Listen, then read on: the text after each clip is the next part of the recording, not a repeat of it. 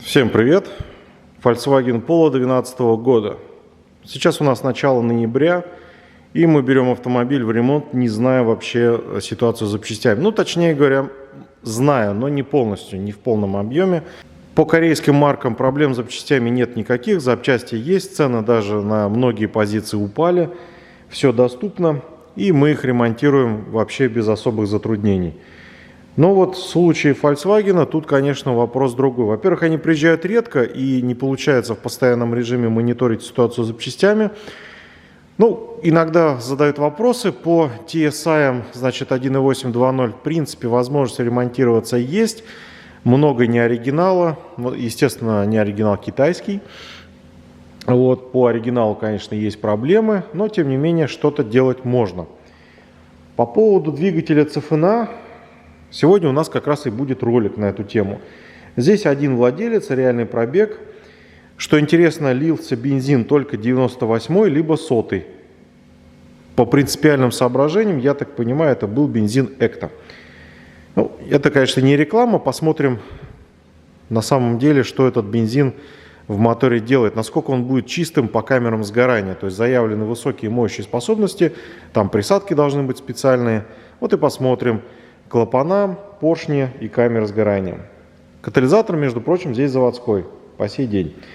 Будем мыть радиаторы. Также по стартеру и генератору будет производиться профилактика. Замена подшипников, щеточных узлов, чистка. Внешний автомобиль в прекрасном состоянии. Владелец следит, ухаживает. Денег, говорит, не жалеет на него. Салон тоже выглядит отлично. Конечно, на руле уже есть дефекты. Они обусловлены продолжительностью эксплуатации. Пробег здесь 167 тысяч. Двигателей CFNA мы сделали громадное количество. В основном это ремонт с применением кованых поршней и увеличенной площадью юбки. В данном случае дилером на 60 тысячах была произведена замена поршней по гарантии. Там они ставили поршни с увеличенным диаметром на 0,03 в размере. На какое-то время этого хватало. Но сейчас мотор снова дизелит, поэтому владелец просит его отремонтировать. Для тех, кто не смотрел наши предыдущие видео, вкратце, это алюминиевый двигатель, полностью и блок, и головка. Очень тонкостенный, тонкий коллектор, тонкий блок. В общем, все максимально утончено, изящно, скажем так, даже поршневая. Здесь цепной привод, фазорегуляторов нет, но есть гидрокомпенсаторы. В помещении у нас 20 градусов, машину загнали с вечера в теплый бокс, для того, чтобы нам снимать бампер и пластмасса не поломалась. Можно было, конечно, запустить на холодную, но сейчас мотор, условно говоря, 20-градусный. То есть вот он температуры помещения.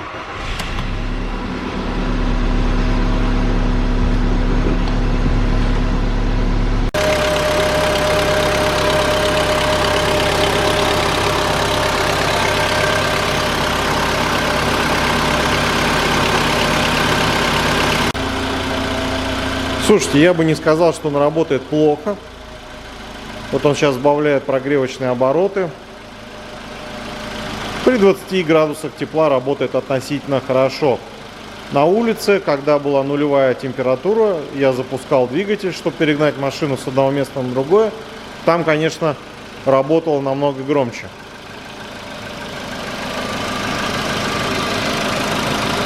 Перекладка поршней совсем невелика. То есть по мере прогрева, я так думаю, должно пропадать. Вот сейчас слышен звук. Можно было бы еще поездить, но владелец решил сделать мотор. Неизвестно, что будет дальше.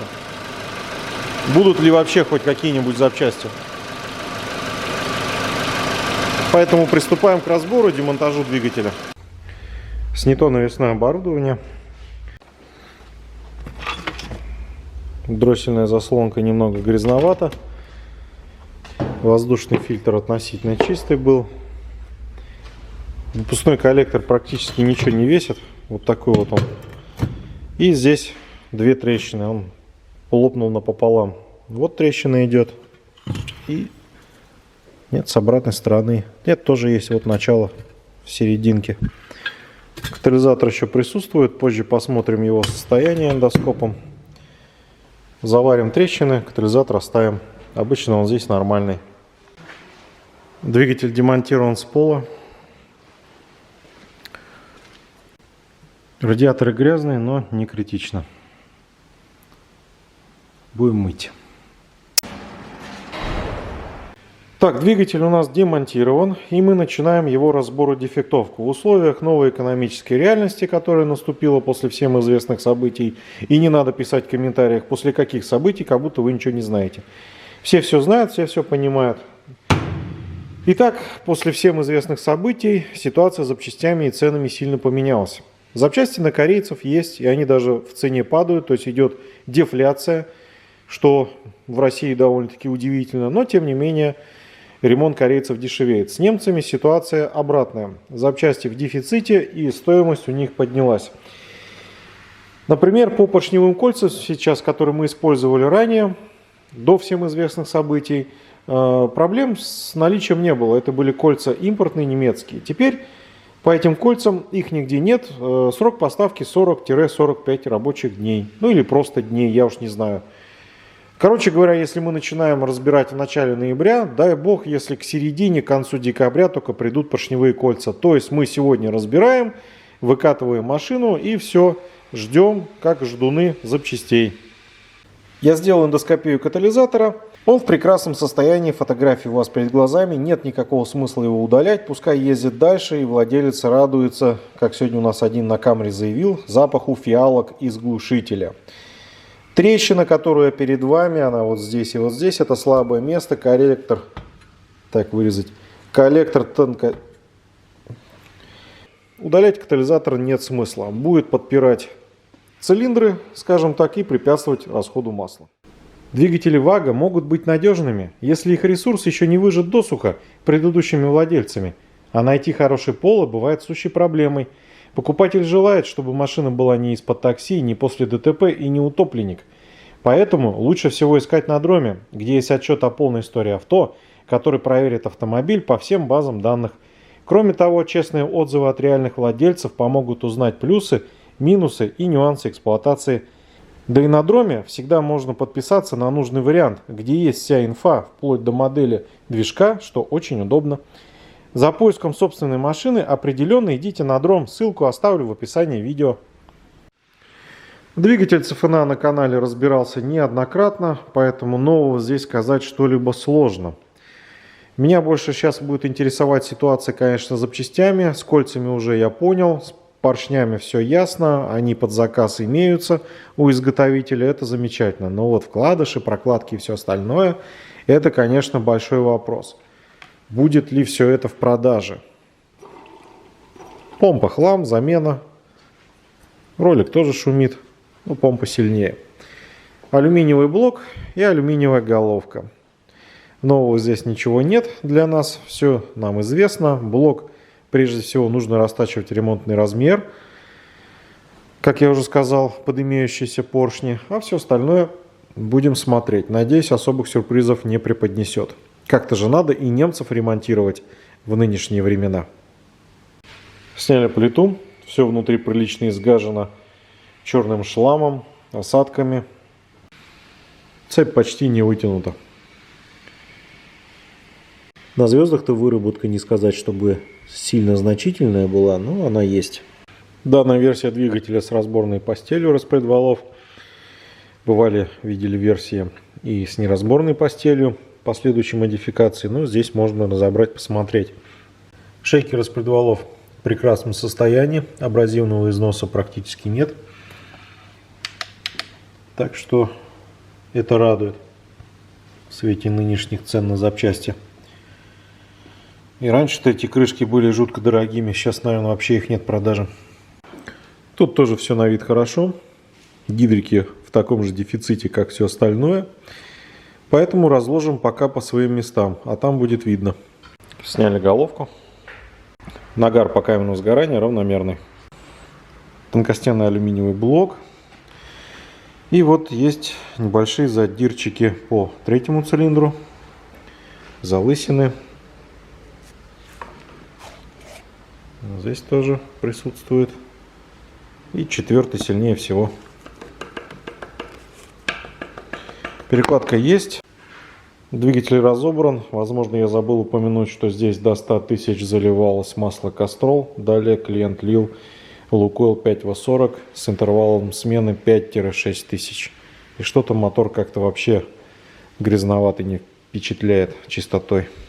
Также отдельно он выделил использование бензинов 98-100 Экта торговой марки.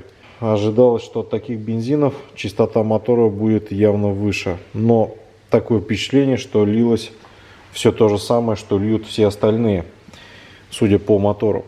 Маслосъемные колпачки окаменели. Клапана, конечно, впускные чистые. Возможно, вот единственное место, где работает бензин Экта. Смотрите. Наичистейшие вымытые впускные клапана. Вот разве за это, интересно, стоит платить? Переплачивать за бензин, при том, что все остальное, как было, так и осталось совершенно грязным. Масляный насос изношен. Он пойдет под замену. Коленвал будем полировать. Вкладыши менять, если, конечно, таковые будут в продаже. Поршни загажены, закоксованы маслосъемные кольца. Здесь вот мне даже показалось, как будто перемычка лопнула, но это не так показалось. И задранные юбки. В общем, ничего интересного и удивительного от бензинов торговых марок мы не увидели. Разве кроме впускных клапанов. Но в принципе, я так думаю, бензин свою задачу и выполняет, как раз таки мыть клапана на впуске. Насколько это важно и стоит ли за это переплачивать, решать вам. Мерить блок здесь нет никакого смысла, его надо растачивать. Понятно, что там будет все плохо. Также клиент попросил стартер генератора отдать в ремонт на профилактику по щеткам, подшипникам и чистке. Сегодня пришли печальные новости с цеха расточки и хонинговки блоков. Дело в том, что блок по первому цилиндру лопнул. Появилась микротрещина при работе двигателя, и стала она заметна только тогда, когда первый цилиндр расточили на 0,5. Ну, печально, конечно, но вполне ожидаемо. Чем тоньше блок и тоньше стенки, тем риск того, что все это лопнет, выше. Можно, конечно, сказать, что мотор свое отходил. Для европейца это действительно так. Свои там 10 лет он отъездил, и все. С трещинами блоков ЦФНА мы уже сталкивались. Спустя, по-моему, 2 или 3 года, я сейчас не помню, трещина вот подобная появилась на блоке после ремонта двигателя. То есть мы расточили блок под ремонтные поршни, человек уехал, ездил, и в какой-то момент у него начался резкий расход масла. Он посмотрел камеры в цилиндр и увидел там трещину на эндоскопии. Мотор машину ту привозили повторно к нам на ремонт. Мы второй раз разбирали двигатель и гильзовали блок цилиндров 4 гильзами. Ну, в данном случае принято решение загильзовать проблемный цилиндр одной гильзой, верхним упором. Вопрос гильзовки 4 гильзами сейчас обсуждается, то есть мы будем думать, лучше так делать или нет. В общем, подумаем. Для этого используется вот такая спецзаготовка, толстенная отливка. Конечно, ее целиком туда засунуть нельзя, иначе бы это был вечный мотор. Ну, были предложения вот использовать поршень от мопеда, уменьшить объем двигателя с 1,6 где-нибудь до 900 кубов, и все, и был бы вечный мотор. Ну, вот из этой болванки вытачивается гильза, соответственно, подготавливается под нее посадочное место, вырезается вот эта чугунная гильза с трещиной, и гильзуется блок. Сейчас вот будем кумекать, либо одну, либо 4 гильзы, и там посмотрим. Все-таки идея гильзовки одного цилиндра мне как-то не нравится. Я обсудил с клиентом эту ситуацию, говорю, ну а если лопнет соседний цилиндр, что это такое? То есть мы нет-нет, но гильзуем 1-2 цилиндра, ну, например, на КДшных блоках были такие темы, либо на НАшке, там, по своим соображениям. Но в данном случае блок очень тонкий, то есть все равно натяг новой гильзы, он будет расширять основу, и как этот натяг сыграет с соседним цилиндром, предсказать сложно. Поэтому все-таки берем 4 заготовки и точим из них гильзы. 4 заготовки весят больше, чем весь блок пола. Сегодня, можно сказать, праздник. Закончились праздничные гуляния, закончились отпуска, начался новый 23-й год. И, наконец-таки, у нас приехали кольца. Давным-давно, еще в прошлом году, был готов блок, загильзован, выточены спецгильзы, как видите. Вот они здесь установлены уже в блоке. Сами понимаете, сколько металла ушло в стружку. Ну а куда деваться? Болванка у нас под определенный диапазон размеров. Она, можно сказать, универсальна для таких маленьких блоков. Но проблема была с кольцами. Я уже говорил. Кольца в жутчайшем дефиците. Нам раза 3-4 только отказывали в поставке колец, возвращали деньги. Последний раз вообще кольца поставщик просто потерял. То есть пришел комментарий, что кольца утеряны поставщиком. Если хотите, заказывайте новые. И каждый раз при заказе цена повышалась и повышалась на 20-30%. Но все когда-то заканчивается. Сейчас у нас в ремонте два таких пола. На втором поло видео, по которому мы не снимали, потому что времени нет банально на все машины снимать видео для YouTube. Там блок успешно расточился, никаких трещин не было. Вот они, долгожданные вожделенные кольца по конячим ценам. Здесь кованые поршни с увеличенной площадью юбки. Так все это выглядит. Соответственно, и толщина колец здесь увеличена. Небольшой обзор запчастей, которые у нас будут устанавливаться. Это массосъемные колпачки. Головку я покажу позже. Комплект вкладышей Колбин Шмидт. Это масляный насос, водяная помпа, различные прокладки, колечки, сальник задний и передний, комплект ГРМ, башмаки, натяжитель, цепи, болты головочные, прокладка, свечи и гидрокомпенсаторы. Ну, естественно, прокладка лобовины. Вот она. Сейчас я соберу поршни с шатунами, установлю кольца и посажу их в свои цилиндры. Естественно, зазор монтажный под кованые поршни здесь у нас больше, чем обычно подлитые поршни. Поршневая собрана, теперь можно приступать к монтажу в блок.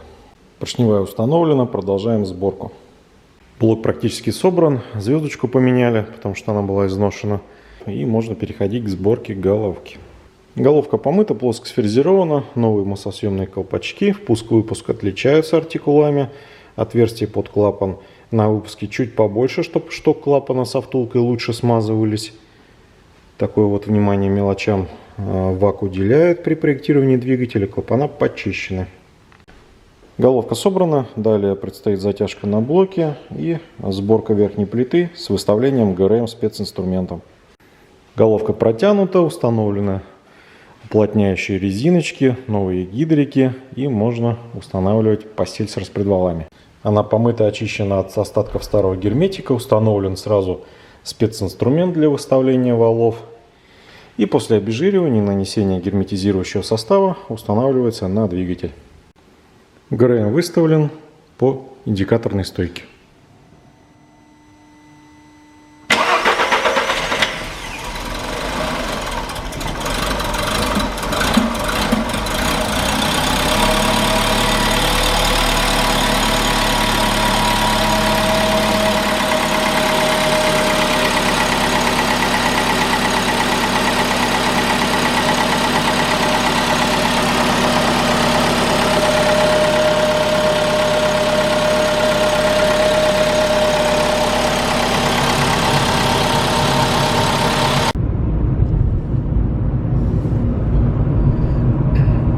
Что ж, минуло 2,5 месяца, которые машина провела в ремонте.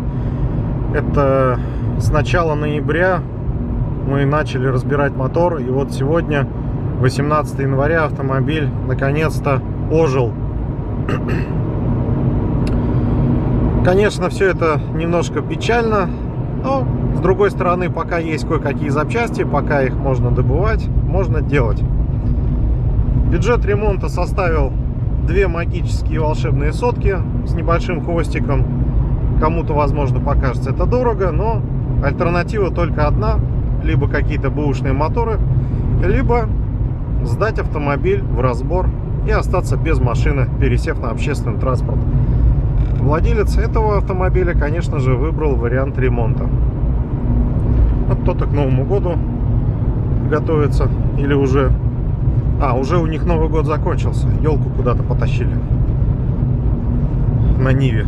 Тут все проще. Прицеп не нужен. На фаркоп зацепил и поехал. Все нормально. Теперь, что касается второго автомобиля, это тоже Polo с таким же мотором, все то же самое. По нему видео я не снимал, честно говоря, особо времени нету все подряд снимать. Там владелец избежал гильзовки, блок успешно расточился под такие же кованые поршни, но с кольцами повезло меньше. Сейчас ждем кольца.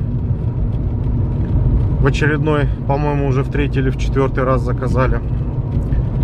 Надеюсь, что придут. Пока хотя бы один Polo отдадим. Ну, в общем-то и все. Касаемо вагов, тут еще тоже иногда спрашивают. По поводу 2-литровых 1.8 в целом как бы запчасти есть. Но тоже долгие сроки поставки. Растягивается время. Сейчас вот Passat взяли на ремонт с мотором 1.8. Посмотрим, что там будет по срокам и ценам. Думаю, по нему снимем отдельное видео. Так вроде едет нормально, катается, будет ехать еще лучше. Хотел бы выразить клиенту благодарность от лица коллектива компании K-Power за подарок. Вот такой вот шланг высокого давления для нашей автомойки.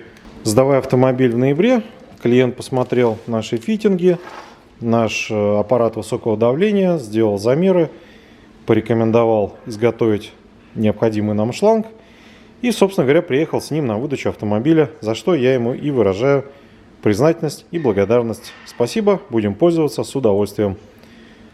А вам спасибо за просмотр и до свидания.